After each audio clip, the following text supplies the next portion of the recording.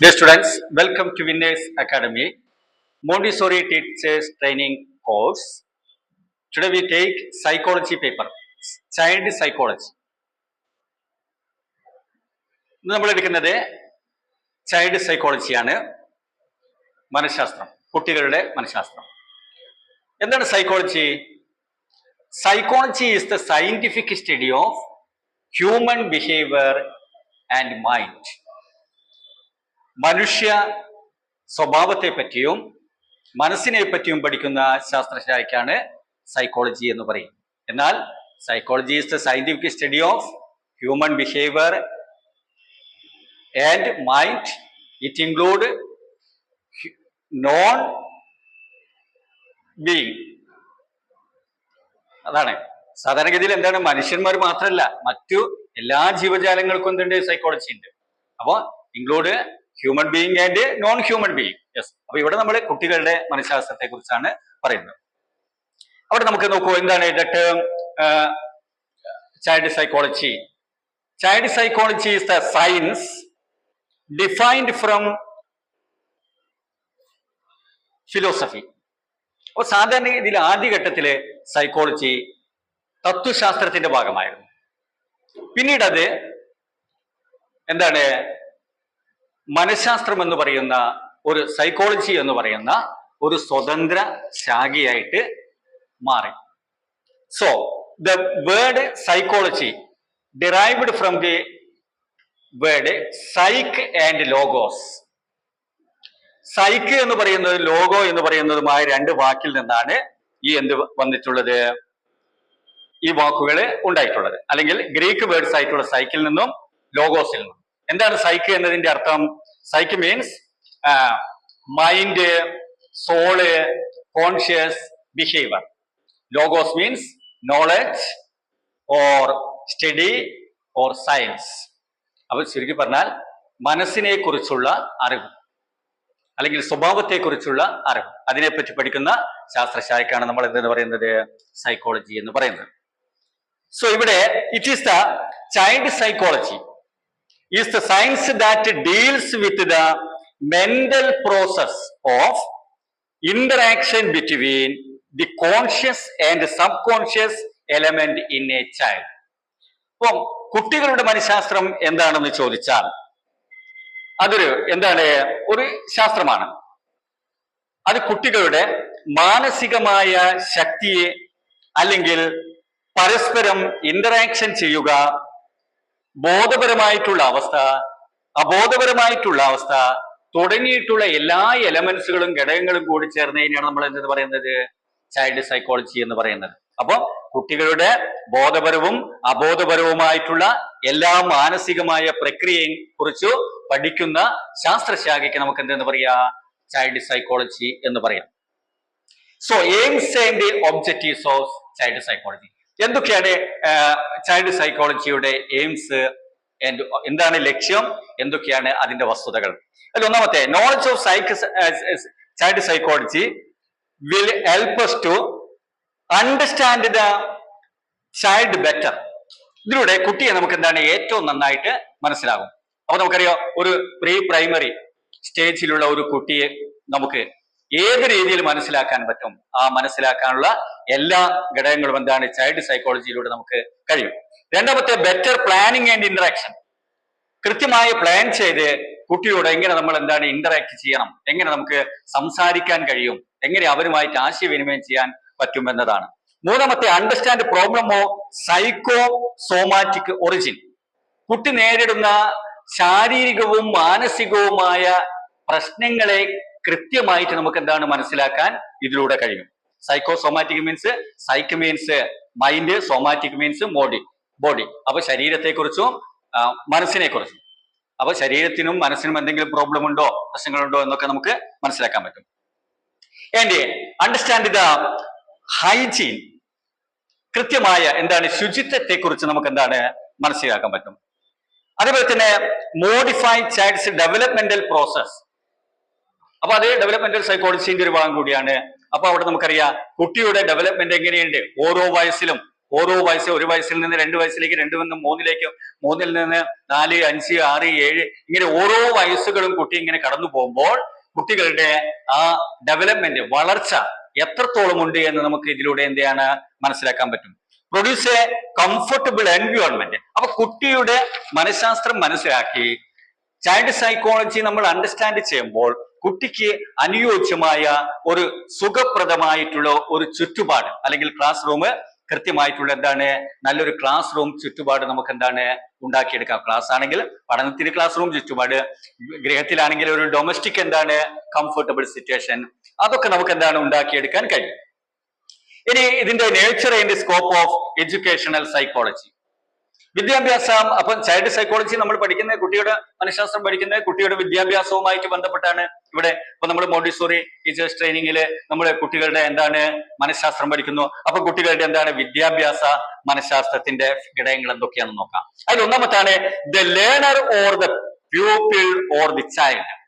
പഠിതാവ് അല്ലെങ്കിൽ കുട്ടി അല്ലെങ്കിൽ ആരാണ് വിദ്യാർത്ഥി, സ്റ്റുഡന്റ്. അത് ആരാണെന്നുള്ള ബോധം ആർക്കുണ്ടാകണം? S A teacher.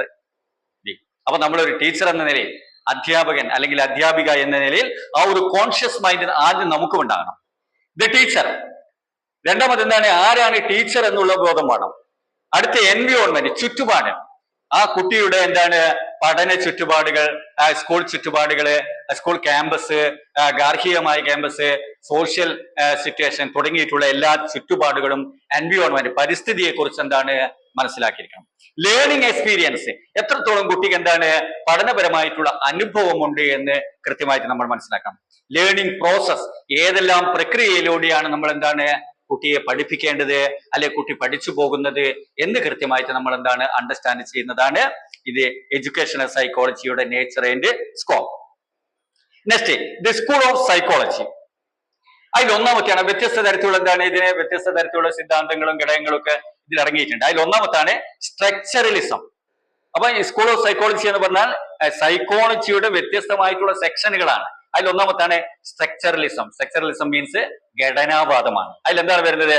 ഇതിന്റെ സയന്റിസ്റ്റ് ആരാണ്? സൈക്കോളജിസ്റ്റ് ആയിട്ടുള്ള വില്യം വുണ്ടറ്റ് ആണ്. ഇൻട്രോസ്പെക്ഷൻ, അതേപോലെ തന്നെ എഡ്വേർഡ് ടിന്നർ, വില്യം വുണ്ടറ്റും അതേപോലെ തന്നെ എഡ്വേർഡ് എന്താണ് ടിന്നറും ഇതിനെ പറ്റി എന്താണ് കൃത്യമായ സിദ്ധാന്തങ്ങളും പഠനങ്ങളും ആവിഷ്കരിച്ചിട്ടുണ്ട്. ഓർമ്മിക്കണം, വില്യം വുണ്ടറ്റ്. പിന്നെ സ്ട്രക്ചർ ഓഫ് ദ മൈൻഡ്, കുട്ടിയുടെ മനസ്സിന്റെ ഘടന എങ്ങനെയാണ്, കുട്ടിയുടെ എന്താണ് മെന്റൽ പ്രോസസ് എങ്ങനെയാണ്, മെന്റൽ സ്ട്രക്ചർ എങ്ങനെയാണ്, മാനസികമായ ഘടന എങ്ങനെയാണ്, അതിനനുസരിച്ചാണ് നമ്മൾ എന്ത് ചെയ്യേണ്ടത്, കുട്ടിയെ ഡീൽ ചെയ്യേണ്ടത്. അടുത്ത, identify elements of thought through introspection and determine the elements create the whole experience. കുട്ടിയുടെ കൃത്യമായിട്ടുള്ള ആന്തരികവും ബാഹ്യവും, ചില കുട്ടികൾ അന്തർമുഖരായിരിക്കും, ചില എന്താണ് ബഹിർമുഖരായിട്ടുള്ളവരായിരിക്കും. അപ്പൊ ആ കുട്ടിയെ ഏതാണ് എങ്ങനെയാണ് എന്നൊക്കെ കൃത്യമായിട്ട് നമ്മൾ മനസ്സിലാക്കിയിട്ട് എന്താണ് കുട്ടിയുടെ അനുഭവം, കുട്ടിയുടെ അനുഭവം എന്താണ്, കുട്ടിയെ നമ്മൾ എന്താണ് ഡീൽ ചെയ്യുമ്പോൾ നമ്മളുടെ അനുഭവം എന്താണ്, ഇതെല്ലാം കൃത്യമായ രീതിയിൽ എന്താണ് മനസ്സിലാക്കാൻ ഇതുകൊണ്ട് കഴിയും. A model of A scientific study of mental process. അപ്പൊ അതിലൂടെ കുട്ടിയുടെ മാനസിക പ്രക്രിയയെ പറ്റി കൃത്യമായ ഒരു ശാസ്ത്രീയമായ പഠനം നമുക്ക് എന്താണ് തയ്യാറാക്കാൻ പറ്റും. Introspection could not use to be study animal children. സാധാരണഗതിയിൽ ഇൻട്രോസ്പെക്റ്റീവ് പഠനം നമ്മൾ എന്താണ് ഒരു കൃത്യമായ രീതിയിൽ ആനിമൽസിലും അതേപോലെ തന്നെ ചിൽഡ്രനിലും നമുക്ക് പാലിക്കാൻ പറ്റിയെന്ന് വരുന്നില്ല. Or complex problem like mental disorders or personality disorder ഉണ്ടാകൂ, മെന്റൽ ഡിസോർഡറുകൾ ഉണ്ടാകൂ, സൈക്കോസോമാറ്റിക് ഉണ്ടാകൂ, എബ്നോർമൽ മൈൻഡ് ആയിട്ട് ഉണ്ടാകൂ. അങ്ങനെ ഒരുപാട് എന്താണ് സൈക്കോസോമാറ്റിക് ഡിസീസുകള്, എബ്നോർമൽ മൈൻഡുകള് എന്താണ് ഉണ്ടാകാം. അപ്പൊ അതൊന്നും എന്താണ് ഈ ഒരു ഇൻട്രോസ്പെക്ഷനിലൂടെ നമുക്ക് എന്ത് ചെയ്യാൻ പറ്റില്ല, കൃത്യമായ രീതിയിൽ മനസ്സിലാക്കാൻ പറ്റില്ല. പകരം കുട്ടിയുടെ അനുഭവങ്ങൾ, മാനസിക ഘടന, മാനസിക പ്രക്രിയ എന്തൊക്കെയാണെന്നുള്ള പ്രാഥമിക തലങ്ങളെ കുറിച്ച് നമുക്ക് എന്താണ് ചുരുക്കി പറഞ്ഞാൽ കുട്ടിയെ പറ്റിയുള്ള ഒരു ഐഡന്റിറ്റി നമുക്ക് എന്താണ് ഇതിലൂടെ കിട്ടും. ഇനി ഇതിന്റെ ഫങ്ഷണലിസം എന്താണ്? ഫങ്ഷണലിസത്തിന്റെ വക്താവ് അല്ലെങ്കിൽ അതിന്റെ സയന്റിസ്റ്റ് ആരാണ്? വില്യം ജെയിംസ് ആണ്. അപ്പം സ്ട്രക്ചറലിസം വില്യം വുണ്ടറ്റ് ആണെങ്കിൽ ഫങ്ഷണലിസം വില്യം ജെയിംസ് ആണ്. ഓർമ്മിക്കണം, പരീക്ഷയിൽ വരുന്ന വൺ വേർഡ് ആൻസറുകളാണ്. ഇനി animal behaviour and biological process. ഇതിലൂടെ ഫങ്ഷണലിസത്തിലെ സാധാരണ മൃഗങ്ങളുടെ സ്വഭാവം, അതേപോലെ തന്നെ ജീവശാസ്ത്രപരമായിട്ടുള്ള പ്രക്രിയകൾ തുടങ്ങിയിട്ടുള്ളതാണ്. How the mind function to adapt humans and other animals to environment. മനുഷ്യന്റെ മനസ്സും മറ്റു മൃഗങ്ങളുടെ മനസ്സും ഒരു സാഹചര്യത്തിൽ എങ്ങനെ മാറ്റത്തിന് വിധേയമാകുന്നു എന്നുള്ളത് നമ്മൾക്ക് മനസ്സിലാക്കാം. അപ്പൊ നമ്മൾ റിയാക്ട് ചെയ്യുന്നത് പോലെ എല്ലാവരെയും മറ്റു ജീവികളൊന്നും റിയാക്ട് ചെയ്യുന്ന. അപ്പൊ നമുക്കറിയാം നോൺ ഹ്യൂമൻ ബീയിങ്സ് ഉണ്ട്, മനുഷ്യനല്ലാത്ത മറ്റ് ബേർഡ്സുകളുണ്ട്, ആനിമൽസ് ഉണ്ട്, ഇൻസെക്ട്സുകളുണ്ട്. ലോകത്തുള്ള മുഴുവൻ അതാണ് എത്ര സ്പീഷീസുകളുണ്ടോ ആ സ്പീഷീസുകൾക്കൊക്കെ അവരുടേതായിട്ടുള്ള ഒരു റിയാക്ടിങ് കണ്ടീഷൻ ഉണ്ട്. അത് നമ്മളിൽ നിന്ന് എന്താണ് വ്യത്യസ്തമാണ്. പിന്നെ expand the scope of a psychology to include research on emotions and observation behavior, modern education. അപ്പോൾ ആധുനിക വിദ്യാഭ്യാസ പ്രകാരം നമുക്കറിയാം എന്താണ് കുട്ടിയുടെ യഥാർത്ഥത്തിലുള്ള അവസ്ഥ എന്ന് നമ്മൾ എന്ത് ചെയ്യണം, വിപുലമായ രീതിയിൽ മനഃശാസ്ത്ര പഠനത്തിലൂടെ എന്ത് ചെയ്യണം, കണ്ടെത്തണം, ഗവേഷണത്തിലൂടെ കണ്ടെത്തണം. അതിനെപ്പറ്റി പഠന വിധേയമാക്കണം. എന്നിട്ട് കുട്ടിയുടെ മെറിറ്റും ഡീമെറിറ്റും അല്ലെങ്കിൽ അഡ്വാൻറ്റേജസ് ആൻഡ് ഡിസ്അഡ്വാൻറ്റേജസ് അല്ലെങ്കിൽ കുട്ടിയുടെ പോരായ്മ എന്തൊക്കെയാണ്, കുട്ടി ഏതെല്ലാം തരത്തിലുള്ള പ്രശ്നങ്ങൾ അഭിമുഖീകരിക്കുന്നുണ്ട് എന്ന് കൃത്യമായ രീതിയിൽ അവലോകനം ചെയ്യാൻ നമുക്ക് ചൈൽഡ് സൈക്കോളജിയിലൂടെ എന്ത് ചെയ്യും കാണും. അതുകൊണ്ടാണ് ചൈൽഡ് സൈക്കോളജി മനസ്സിലാക്കാത്തവർ ഒരിക്കലും എന്താണ് അധ്യാപകന്മാരോ ആകാൻ പാടില്ല. കുട്ടിയെ കണ്ട് കുട്ടിയുടെ മാനസിക പ്രക്രിയ, മാനസിക തലങ്ങള്, കുട്ടിയുടെ എക്സ്പീരിയൻസ്, കുട്ടിയുടെ all in all factors we must understand. നമ്മൾ അതിനെപ്പറ്റി എന്താണ് തീർച്ചയായിട്ടും എന്ത് ചെയ്തിരിക്കണം, മനസ്സിലായി. ഇതേപോലെ തന്നെയാണ് നോ ക്രിറ്റിസിസം. കുട്ടികളെ ഒരിക്കലും എന്താണ് വിമർശനാത്മകമായ ബുദ്ധിയോടുകൂടി കാണാൻ പാടില്ല. പ്രത്യേകിച്ച് മറ്റുള്ള കുട്ടികളുടെ ഇടയിൽ വെച്ചിട്ട് കുട്ടികൾ എന്ത് ചെയ്യാൻ പാടില്ല, ക്രിറ്റിസൈസ് ചെയ്യാൻ പാടില്ല, അല്ലെങ്കിൽ വിമർശിക്കാൻ പാടില്ല. അത് കുട്ടിയിൽ എന്തുണ്ടാകൂ, മെന്റൽ ഇഞ്ചുറി ഉണ്ടാകും. അപ്പൊ നമ്മള് ശാരീരികമായ മുറിവിനേക്കാൾ എന്താണ് ഏറ്റവും ഡേഞ്ചറസ് ആണെന്ത്, മെന്റൽ ഇഞ്ചുറി എന്ന് പറയുന്നത്. അപ്പൊ മാനസികമായിട്ടുള്ള ഒരു മുറിവ് കുട്ടിയിൽ ഉണ്ടായാൽ ആ കുട്ടി വളരെയധികം എന്താണ് പഠന പ്രക്രിയയിലൊക്കെ എന്താണ് വളരെയധികം പിന്നോക്ക അവസ്ഥയിലേക്ക് പോകും. കുട്ടി ഒറ്റപ്പെട്ടിട്ടുള്ള ഒരു ജീവിതത്തിലേക്കൊക്കെ എന്താണ് പോകാൻ കഴിയും. എത്ര ഡീമെറിറ്റുള്ള കുട്ടിയായാലും ആ കുട്ടിയെ എന്താണ് മെറിറ്റിലേക്ക് കൊണ്ടുവരാനുള്ള ഒരു efficient mind, efficient dealing teaching system ഒരു ടീച്ചർക്ക് ഉണ്ടാകുമ്പോഴാണ് അവരാരായി മാറുന്നത്, എസ് എ ഗുഡ് ടീച്ചർ, ഒരു നല്ല അധ്യാപക എന്ന നിലയിൽ അവർക്ക് എന്താണ് കുട്ടികളെ പഠിപ്പിക്കാൻ കഴിയുന്നത്. അടുത്തത് psycho analytic or psycho dynamic theory. ഇത് സിഗ്മണ്ട് ഫ്രോയിഡിന്റെ ഏറ്റവും പ്രധാനപ്പെട്ട എന്താണ് തിയറിയാണ്. അപ്പൊ അദ്ദേഹമാണ് ഏറ്റവും ഈ സിദ്ധാന്തത്തിന്റെ വക്താവ്. എന്താണ് സിഗ്മണ്ട് ഫ്രോയിഡ് ആണ്. വെനീസിലെ ഏറ്റവും വലിയ എന്താണ് വിഷങ്കരനായിട്ടുള്ള അദ്ദേഹമാണ് ഈ സിദ്ധാന്തം കണ്ടുപിടിച്ചത്. അദ്ദേഹം പറയുന്നു, conflict between that people believes that the acceptable behaviour and unacceptable motives, sex and etcetera. ഉദാഹരണത്തിന് നമ്മളിലുണ്ടാകുന്ന സംഘർഷങ്ങൾക്ക് പ്രധാനപ്പെട്ട കാര്യങ്ങൾ നമുക്ക് സ്വീകരിക്കാവുന്നതും സ്വീകരിക്കാൻ പറ്റാത്തതുമായിട്ടുള്ള എന്താണ് ബിഹേവിയറുകളാണ്. അതിൽ ഏറ്റവും പ്രധാനപ്പെട്ടാണ് സെക്സ് എന്ന് പറയുന്നത്, ലൈംഗികത. അപ്പോ ലൈംഗികപരമായിട്ടുണ്ടാകുന്ന ഏതൊരു തരത്തിലുള്ള ഡിഫക്റ്റുകളും എന്തായി മാറാം, ഒരു സോമാറ്റിക് ഡിസീസിലേക്ക്, ഒരു സൈക്കോസോമാറ്റിക് ഡിസീസിലേക്ക് എത്തിച്ചേരാം, അല്ലെങ്കിൽ ഒരു നോർമൽ മൈൻഡിലേക്ക് എത്തിച്ചേരാമെന്ന് അദ്ദേഹം പറഞ്ഞു. ഇതിന്റെ റൂട്ട് സെക്ഷുവാലിറ്റി ആണ് എന്ന് സിഗ്മണ്ട് ഫ്രോയിഡ് എന്താണ് കൃത്യമായി പറഞ്ഞിട്ടുണ്ട്. കാരണം കുട്ടി എന്താണ് ചെറിയ പ്രായത്തിൽ എന്താണ് ഒരു സെക്ഷുവാലിറ്റി കൃത്യമായ രീതിയിൽ അനുഭവിച്ചുകൊണ്ടാണ് ഒരു കുട്ടിയെ ഒരു മുതിർന്ന ഒരാളായി മാറുന്നത്. അതിനിടയ്ക്ക് വരുന്ന ഏതൊരു തരത്തിലുള്ള ഡിഫക്റ്റുകളും എന്താണ് കുട്ടിയുടെ ജീവിതത്തില് ഏതെങ്കിലും തരത്തിലുള്ള എന്താണ് പ്രത്യാഘാതങ്ങൾക്ക് കാരണമായേക്കാം. These motives are lead to behaviour and hide in the unconscious. അപ്പൊ അത് പലപ്പോഴും എന്താണ് ഇത്തരത്തിലുണ്ടാകുന്ന ഡിഫക്റ്റുകളൊക്കെ അവരുടെ ബോധ മനസ്സിലല്ല, ഉപബോധ മനസ്സിലല്ല, അൺകോൺഷ്യസ് മൈൻഡില്, അബോധ മനസ്സിൽ എന്താണ് ഒളിച്ചു വെക്കപ്പെട്ടിരിക്കാം. അത് പിന്നീട് ബോധ മനസ്സിലേക്ക് വരുമ്പോഴും സബ് കോൺഷ്യസിലേക്ക് വരുമ്പോഴും അതൊരു പ്രത്യേക തരത്തിലുള്ള പ്രോബ്ലം ആയിട്ട് മാറാനുള്ള ഇടയുണ്ടാകും. അതുകൊണ്ട് ഇതൊക്കെ കൃത്യമായ രീതിയിൽ മനസ്സിലാക്കിയിരിക്കണമെന്ന് ഫ്രോയിഡ് പറയുന്നത്. Psycho therapy, psychiatry and modern psycho dynamic psychologist. ഇപ്പൊ ആധുനികമായിട്ടുള്ള സൈക്കോ തെറാപ്പികള്, ഹിപ്നോതെറാപ്പികള്, അതുപോലെ തന്നെ സൈക്യാട്രി തുടങ്ങിയിട്ടുള്ള ആധുനിക മനഃശാസ്ത്രമായിട്ട് ബന്ധപ്പെട്ട് സൈക്യാട്രി ആൻഡ് സൈക്കോളജി ബന്ധപ്പെട്ടിട്ടുള്ള റെമഡികളാണ്, പരിഹാരങ്ങളാണ് ഇതിനെന്ത് ചെയ്യേണ്ടത്.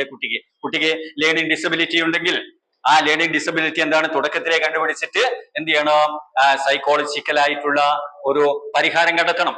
ആ പരിഹാരത്തിലൂടെ, ലാംഗ്വേജ് തെറാപ്പിയിലൂടെ കുട്ടി അത് മാറ്റിയെടുക്കാൻ നമുക്ക് കഴിയാം.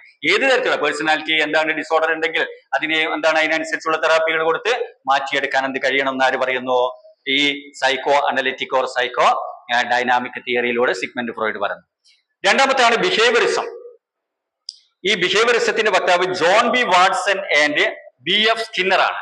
ഓർമ്മിക്കണം, John B Watson and B F Skinner. ഇത്തരത്തിലുള്ള വൺ വേർഡുകളാണ് നിങ്ങൾ ശ്രദ്ധിക്കേണ്ടത്. കാര്യങ്ങൾ തിയറികൾ നന്നായിട്ട് മനസ്സിലാക്കുകയും പരീക്ഷാ മോഡലായിട്ടുള്ള വൺ വേർഡുകൾ നന്നായിട്ട് എന്ത് ചെയ്യണം, മനസ്സിലാക്കുകയും ചെയ്യണം.